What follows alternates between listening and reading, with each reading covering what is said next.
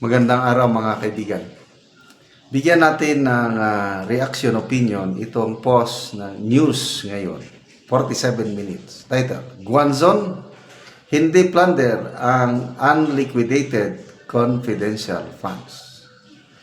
Nilinaw ni dating COMELEC Commissioner Rowena Guanzon na hindi siya tutol sa paghahain ng kaso laban kay Vice President Sara Duterte. Ngunit, iginiit na dapat ding isama si Pangulong Bongbong Marcos Jr. kung ang batayan ay paggamit at liquidation ng confidential funds. Ayon kay Guanzon, kung COA report lamang ang basihan, malinaw o manong may unmodified opinion na ang Commission on Audit at ang issue ay isang auditing matter, hindi agad plunder. Giit niya, hindi automatikong pagnanakaw ang unliquidated confidential funds dahil kung may pagkakamali sa liquidation, COA ang mag-uutos ng pagsasauli alinsunod sa mga patakaran nito. Ibinahagi rin ni Guanzon na maraming opisyal mula sa DOJ hanggang DND ang nagkaroon ng unliquidated confidential funds at hindi raw ito naiiba sa ibang administrasyon. Salamat po, Atty. Guanzon. I really feel for her, at kinokonsidera ko siyang kaibigan. Kahit si Secretary De Lima, noong nasa DOJ siya, may unliquidated confidential funds. Sigurado ako, meron din yan sa DND. Tignan nyo, lahat naman sila may unliquidated confidential funds.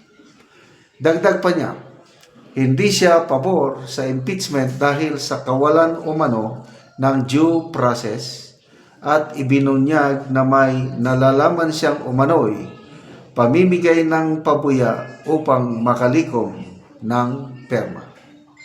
Kung fair ang laban, i-file nyo rin si BBM, giit ni Guanzon. Unahin natin si Congresswoman De Lima ngayon na nung DOJ siya, nababasa ko sa mga poste.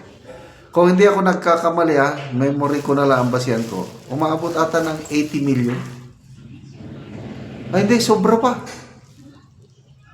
Kasi mas mataas kay BP Sara yung unliquidated confidential funds niya. At ito, dating COA commissioner, alam niya ang patakaran sa COA. Ay unliquidated, i-liquidate mo lang. Plunder ka agad. 73 million lang ang lumalabas na unliquidated o may notice of disallowance kay BP Sara. Yun lang. All others wala na.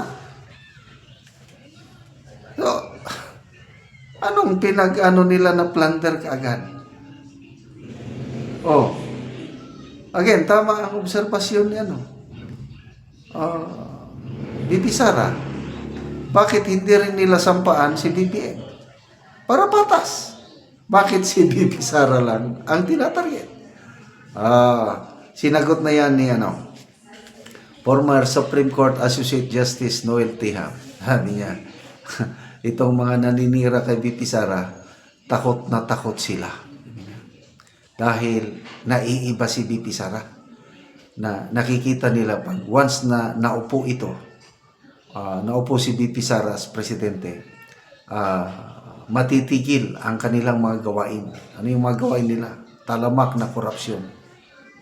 Tapos, yung impunity. Yung untouchable sila na magawa nila lahat ang gusto nila. Ito ang nangyayari ngayon, impunity, itong administrasyong Marcos. Pero mo yan, noong 2023, 400 billion ang na-insert nilang pundo. Mas malaki nung 2024 dahil 500 billion. Lumit ng konti nung 2025 dahil nabuking sila sa blank items sa BICAM.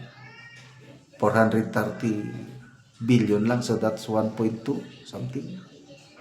Tapos, they are scot-free. Wala, except lang kay Saldico. Saldico lang. Kaya lang, si Saldico mautak din. Nandun na, nakapagtago na. Kahit anong gawin nila, hindi na nila mahanap. So, impunity. Untouchable. Walang takot. So, si BP Sara lang, according to Justice Tiham, ang nakikita nila na makakapagpatigil sa gawain nila. Kaya, ito na, ginagawa nila ang lahat para sirain si BP Sara. But, ay, nako, you can never put a good man or woman down. The more na sinisira nila si BP Sara, lalong nagniningin. Para siyang gold na nare-refine habang undergo ng process, talagang kumikinang ang pagiging magaling niyang leader. Kasi, tingnan mo, kalmado lang siya. At sabi nga niya, truly, I am so blessed as a politician dahil sa kabila ng kaliwat kanang putik na ibinabato sa akin, more than 2 years now, nandyan pa rin kayo, sabi niya, taong bayan. Ngayon taong bayan na sumusuporta sa kanya. Yung latest survey, presidential survey, WR numero 33% ang nakuha niya voters preference. Ang layo sa kalaban niya. Rafi Tulfo 13% lang, BP Leni 13% lang, si Rizal Tiberos na masyadong nag-ambisyon, 2.4% lang, si Romualdez 0.8. So yan ang taong bayan na nandyan pa rin sa tabi ni BP Sara kahit anong putik na ibato sa kanila. Salamat po, Attorney Rowena Genson, sa inyong pagtatanggol kay BP Sara kahit sabihin nyo kakamping kayo, but mahal namin kayo. Kaming mga DDS, mahal na mahal ka namin, Attorney Guanzon. Salamat sa inyong pagsubaybay sa ating channel. Nakakatulong kayo ng malaki sa tribong Talandig ng Bukidnon dahil ang income natin sa channel na ito is pantulong po sa tribo. Namimigay tayo ng maraming libreng yero at pako para makapagpatayo itong tribo ng mas maayos nilang tirahan. Panoorin niyo ang video na ito. Ang balay ni Kuya sa taga Anamugiro, so mag-atop na siya.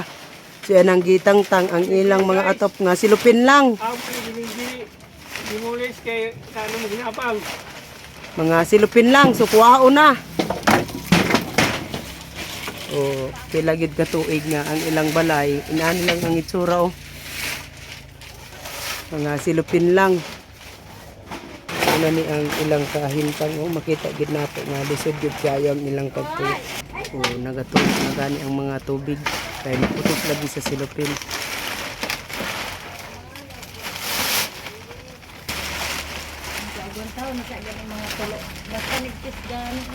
So mga gabok na gid kaayo ang silupin oh. Ang mga tubig oh.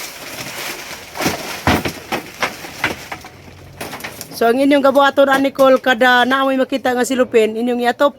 Oo, ana lang. Iatop then mulagi magulan ay. Mulan ya maputos gyapon. Dapat gira ni kilit sana bung tag ko na lang gay ni kitas. Silupin. Ilang mga kusina. Sarang tangon ang atop pero ang tubig oh. Atop nga silupin lang. Apaan?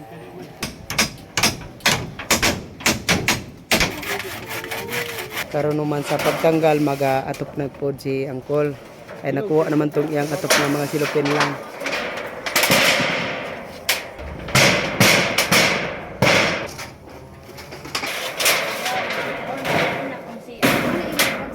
O ug karon human na gyud ang pag-atop sa balay ni Uncle. So maayo na gyud nga tan-awon oh.